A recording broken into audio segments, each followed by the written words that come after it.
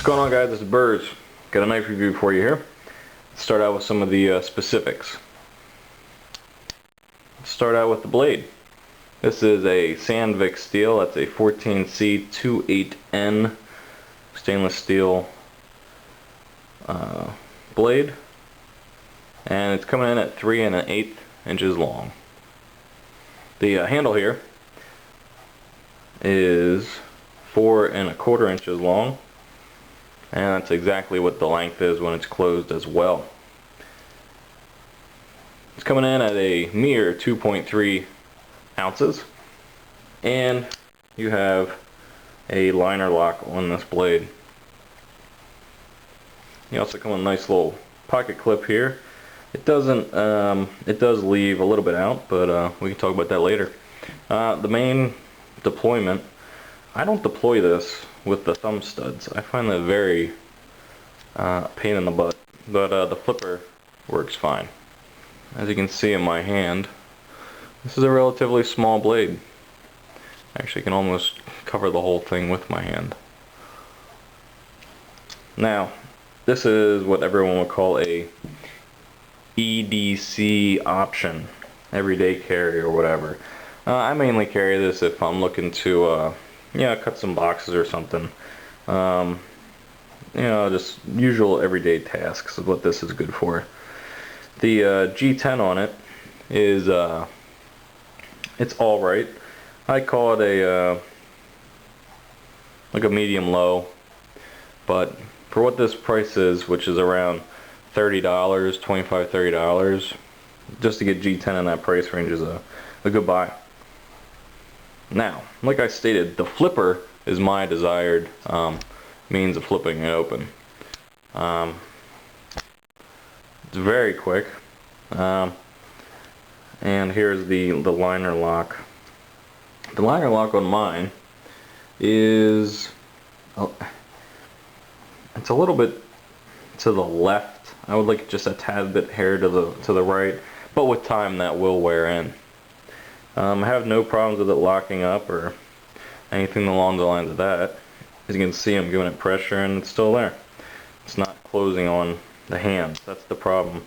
But even as you can see here with this type of handle, when you hold it, your fingers here. So even if that were to come down, this little area here in front of your finger is going to stop that blade from coming down on your finger anyhow.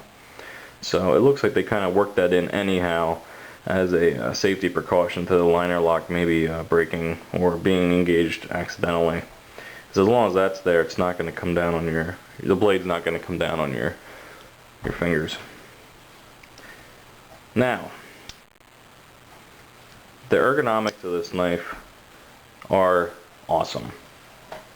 When it's in your hand and you're holding it, it feels very, very good. Although it looks pretty interesting, it feels awesome.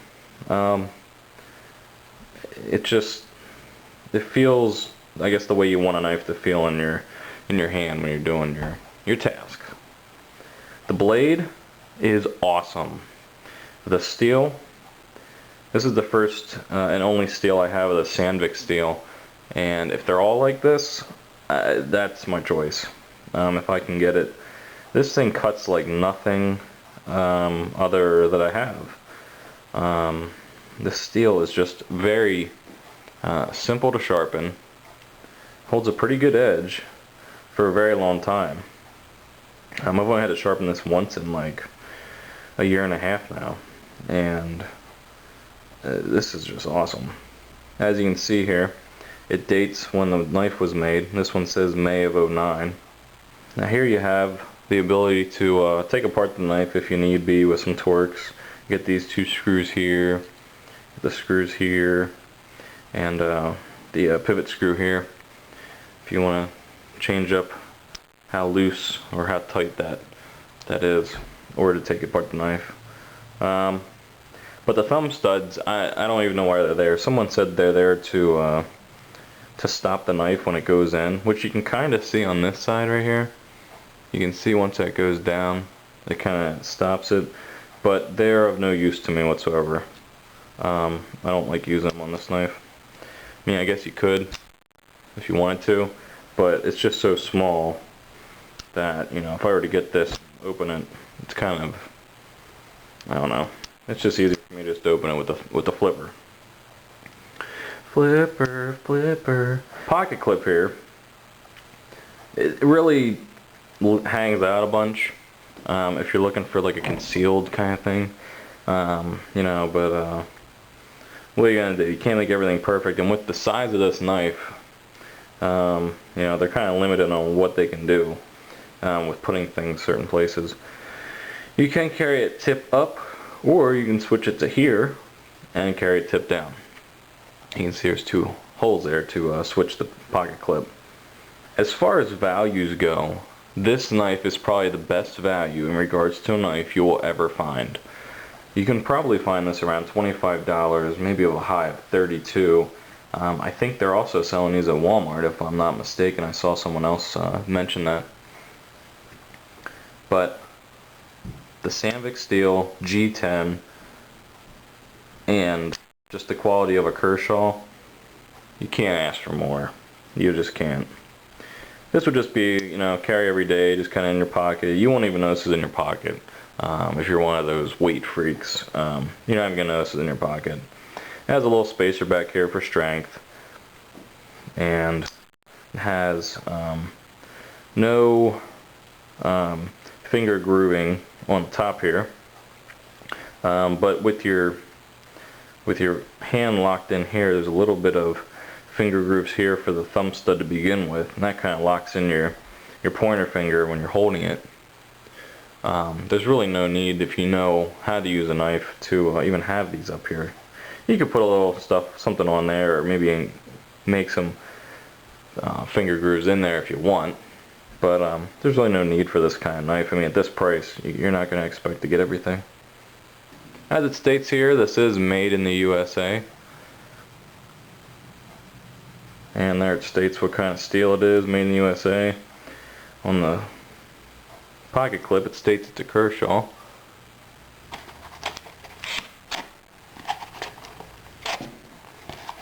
As you can see with the, just going to push straight. It goes right through with no problem.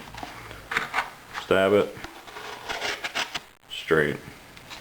So this is extremely a great value for the price you're paying.